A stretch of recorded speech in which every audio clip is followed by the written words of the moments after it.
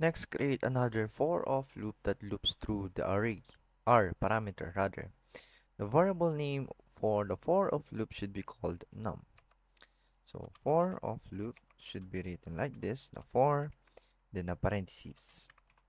And inside the parentheses is where we input or where the condition or where the operation takes place, where the variable, where the operation of which consists of variable of the iteratable.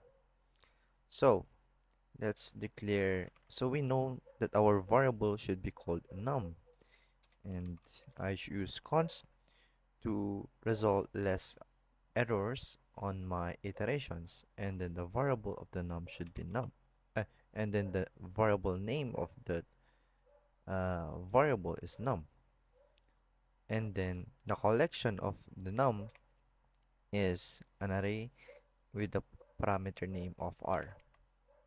So so the num variable actually is the signifies or refers to the current element to be iterated into the collection. In our case, the collection would be an array with the name of R.